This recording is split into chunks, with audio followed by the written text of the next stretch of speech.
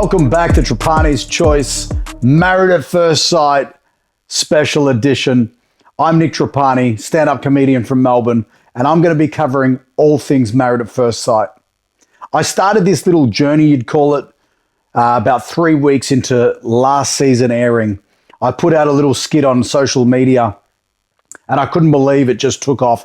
It got like 200,000 views, and I was like, this is amazing. This show has something about it that people love. And because it's studying people's behavior, it's a train wreck. As a comedian, I love to pick the fun out of people and roast them and just have a really good laugh.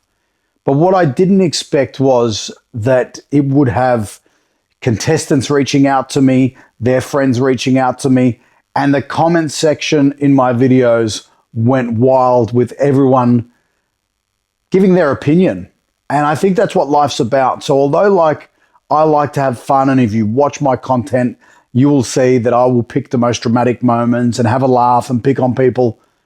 But what you don't realize is A, this is just a show. This is 3 months of their life that are highly edited, and we don't really know who these people are just from the show. But I still like to have fun with that. I like to pick on every little thing, but I'm also happy for them to come back at me with anything that they want throughout the season. So feel free to, get in my comment section, message me, do whatever you need to do to get back at me. Make videos about me. It's fine. We're all here to have a good time. But as long as at the end of the day, after the show's finished airing, we can go out, celebrate, and have a good time together and get along. And there's no malice in anything that I'm doing. I'm just trying to have a great time with Married at First Sight. Now, I thought it's a great time to start this little podcast because we've just had a full week of all the weddings. And there has already been so much drama. And they're saying that this season is going to be the most insane season yet, which they say that every year. So until I see it, I don't really believe it. But with me, you're going to get the real, just straight up of what I think. I don't sugarcoat anything. I say it how it is. And I don't always have a popular opinion, but we're just here to have a good time. So come with me down this journey. Enjoy the show with me. Have some fun in my comment section. And let's go down the rabbit hole of Married at First Sight. So first up, we have Alyssa and Dave to get married. Great couple, vibrant. He was previously a rapper. I find it a little bit hard to believe he's saying he got an international deal, that people won't take him seriously because of that. I don't know that that's really the case. So I'd love to hear some of his rapping to know of who he is and everything like that. And Alyssa is wild. She's a wild one. You can already tell she's going to be crazy. I love how she tried to, she made him get down on one knee and propose. There was the whole scene where she was like, I don't think I can marry you, and we were left on a cliffhanger, the ad break, and then it comes back and she goes, until you get down on one knee and propose to me. Now, okay, that's funny. Leave it at that. You had your little joke, but then she drew it out and it became ridiculously uncomfortable. And you're telling a grown man on national TV to bow down to you and get on one knee and propose to you. Now, I had people in the comments on a video that I made about this saying that it's the least a man needs to do is get down on one knee. Yeah, you're right. I'm old school. I love that value of getting down on one knee, proposing, a special moment, making it a really fun event that the bride will remember for the rest of her life. But this is Married at First Sight. This is a TV show where they're getting married first. They skip all those formalities, and it would have been a fun joke if you left it at that. You made it cringe. You made it really cringe, and it kind of gave people a bit of a sour taste in their mouth right from the word go. But I see her as a really strong personality, and I can't wait to see how her character develops during this season, which we're going to see so much of. I think that if you look at the ladies that are in this season, they're going to form their group And I really think, from what I've gathered so far, is she's going to be at the head of a lot of these arguments and coming at people. She's a strong voice. You saw her when she walked into the hens party. The way she just come in, she's like, I'm basically here and let's get ready to party. Next, we have, this couple's an interesting one. We've got Beck and Danny. Now, Danny, I love him already. He's smooth, he's charismatic, he just knows the right things to say. He's really softly spoken. His groomsmen were strippers. You got Will, the Channing Tatum looking like, what a gorgeous man who wasn't there to steal the show, but of course he's going to. But he just had this charisma about him and the way he spoke, and he went up to her parents and, he said all the right words. I'm going to take care of your daughter through this experiment. He's not. He's lying. Because it's very hard to when you paired up with people that you're going to clash with. He's going in with all the right intentions, I believe. He's cool. He's calm, collected. Just a great character to watch. I love his little sayings that he says, I think he said something about, being so well-dressed and educated, and he's not educated, so, he has to be extra well-dressed. He has these funny lines that make it very easy for me as a comedian to look at and pick things out of that are going to be good. Now, Beck, on the other hand, she's going to be great for my content for a completely different reason. I truly believe that maybe she's got some insecurities from her past that are leading her to be the way that she is. At the moment, she's coming across as insecure, argumentative. She's also belittling him. She didn't like his brooch, which was a lovely gesture. He was wearing a prince or a king crown brooch, and he gave it to her because, just a nice gesture. And she really shit on him. Then she shit on him about his leopard print shirt and told him how many women has he picked up wearing that shirt. All these things actually go against you and don't make you look very good on national TV. And then when you might have a problem like he's looking at another girl or something like that, who really knows who's looking at what, right? Because he might be looking at another girl, but you've been draining him for so bloody long that he has to, right? Next, we've got Brooke and Chris, right? So Brooke and Chris, this is an interesting couple once again. I love that Chris come in, not really the experts. He's doing this, and he's really against the whole thing, which is strange of why he's here in the first place. If you think it's not going to work, just go there and have a good time. Do you know what I mean? Like, if I was going there, I'd be going there with the assumption that none of this is going to work. But I'm going to have a blast while I'm doing it. I'm going to be staying in a hotel. I'm going to be rocking the dinner parties. I'm going to be causing trouble. I'm going to be having fun. And if I make a connection with someone, great. But he's gone in guns blazing.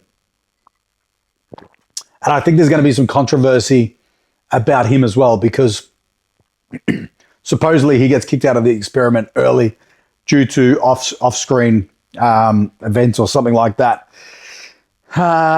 Brooke, he's telling me, he's saying, it was actually so funny because he's saying in the beginning that he's going to find the right lady. Is there going to be someone good for him and everything?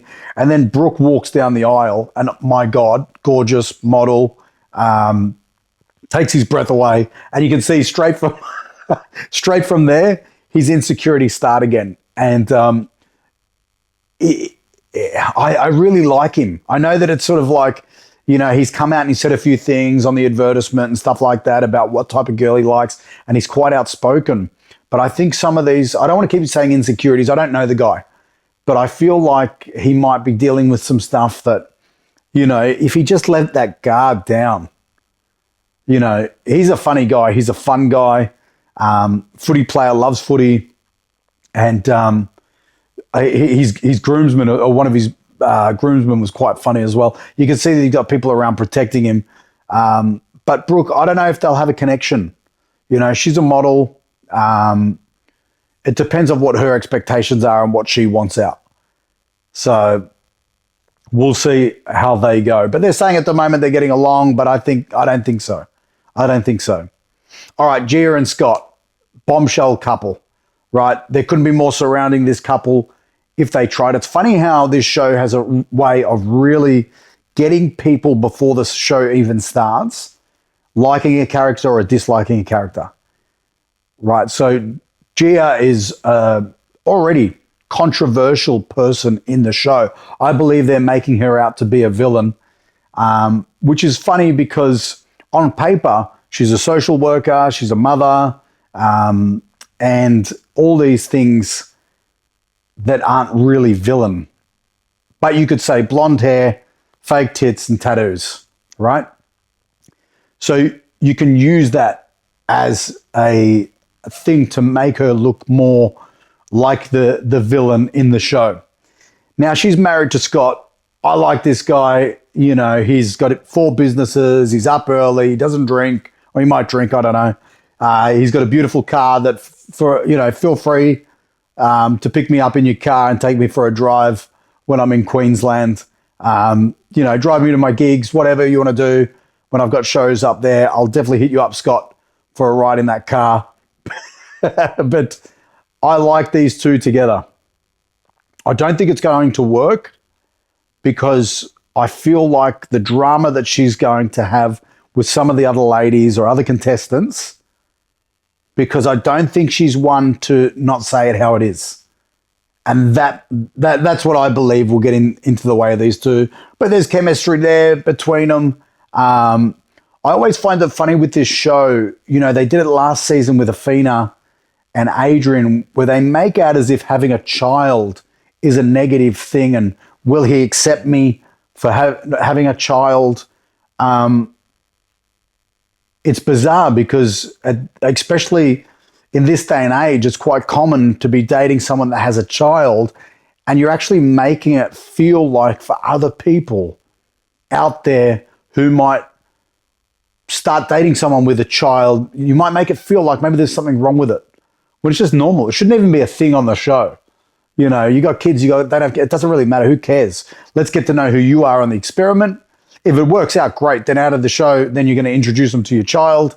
And it's going to be fine. It's going to be like every other relationship. So I don't know why Married at First Sight make a big deal about this shit. But it was the cousin or the mum's cousin or someone that let it out at the thing. I like that guy. He was so remorseful when I think his parents, when Scott's parents were asking what she does for work. Well, of course, he didn't know what to say. She's a stay-at-home mum, I guess, and a social worker as well. So he put his foot in it, but he didn't mean it. And you could see he just went red and he was crying. I think he had tears. I don't mind that when you see a bit of vulnerability, and I'd like to see that in Chris, that vulnerable side. Let's keep moving through. So we've got Mel and Luke. Now, Mel and Luke, this one is very sad to watch. I really think the producers fucked him over with this one because they waited till he got halfway there in the limo to ask whether he'd remembered the rings. It's not his job to remember the rings. They left him there on purpose. They could have sent another producer back that met him there. Chuck someone on a motorbike. Get the rings, get them back. It's production, right? It's being filmed. It's not live. It's not live. You can edit it. Go put her in a nice room with a bottle of champagne with her bridesmaids. Tell her to chill out, have the aircon on, and then get him to come in first. What you've done is you've created a dilemma here where you've stressed this poor guy out. He's a farmer. He's relaxed. I know farmers. I'm good friends with a lot of farmers. I go out and do regional gigs, and these guys are very relaxed, very laid back. They don't have drama in their life. So when you put him in a situation like this, you've created a drama. And now he's stressing out. He gets to he's running down the aisle. He's still got his chewing gum in his mouth. But what then pisses me off is then Mel holds this against him. Now, I don't know if she's been told to do that or what, but she's got her walls up. She's treating him like shit. He's a fun-loving guy. She's making it uncomfortable. It kind of makes me feel like someone doesn't really act like that in real life. He's telling her that, he got barley belly, and she's sort of sitting there not really answering, drinking it. So it's either highly edited and we're not seeing the answers, or she's an actor because no one acts like this. She wants to be a princess. I want everything pink and I want to find my blue. Shut up. No one talks like that. How old are you? Are you a child? I don't know. I can't take her seriously. I can't take her seriously. Another one I can't take seriously is Rebecca. Rebecca and Stephen. I like Stephen. He's awkward. He's a dork. He's outspoken. People are going to automatically like him because to me, he seems like he's just a really genuine, you know, he loves his fishing and his boats. Probably more simple, you know, he's not going out partying and having a good time, but he's a little bit awkward. You know, he might even be on the spectrum a little bit, but he's fantastic, right? And so he's already said that he doesn't date. He doesn't know how to date. So he might do some things wrong. He might say some things wrong. He's already said that. You know, to me, at the wedding when she was laughing like a lunatic, that's the red flag. That's when, if I was him, I would have been like, dude, this isn't going to work. You know, you're laughing. You're actually embarrassing me. You know, and she's just hysterically laughing. All the poor guy did was say that when you go to the football, I mean, she's a Collingwood supporter, so I can understand why she didn't quite get it. But while you're at the football, do you scream and carry on? He was having a joke. He was having a joke, and she started crying, and you're making me feel this small. She started withdrawing. What are you talking about? It's a common joke. And if you're a Collingwood supporter, you're probably used to people saying things to you because everyone knows with AFL, Collingwood is the team that everyone picks on, right? So I don't know why there's an issue with that whatsoever. I'm sure we're going to find out a little bit more, but unfortunately they're not going to work because he needs someone that's going to be a little bit more accepting of some of the things he says and does. And if he does something wrong, not just start crying and break down and tell him you made me feel this big. Actually just go, look, that's not really what you say to people if you don't like it. Or just say, hey, dude, next time, you know, I don't like that. All right. Another Steve, Rebecca and Steve. Another one with a laugh. She's got a really interesting laugh. I like it. It's actually like it reminds me of a kookaburra laugh. Very strange. She said something to her son on the way down the aisle about her boobs and getting lucky that night or something like that. Weird thing to say to your child, but they've obviously got a good relationship and she seems like a fun-loving person. I just worry that Steve's a little bit more chilled out and that's going to turn him off. That she might be a little bit too full on for him. But nevertheless, they are a good couple and, you know, I think they've got the potential to work if they want to. But, you know, we'll see. We'll see. There's not a lot to say about that one. I just like, there's a very big difference in maturity from, you know, them to the others. So they could probably work through their problems if they had to. I still will have a lot of fun with her laugh and things that she says. And then just last night, we had who did we have yesterday? Stella and Philip. Now, great couple. I think they really had the potential to start things off from the start and really just skyrocket things. You know, he's into fitness, getting up early, and she's a bit the same. She comes from Lithuania. He comes from Croatia. They both have an understanding. Well, his parents came where she took the move herself, but they have an understanding of what that's like to pack up and leave and try and come to Australia for a better life. And her friends, I mean, this guy, who the fuck is this guy? Joe Pasquale, whatever, I don't know his name.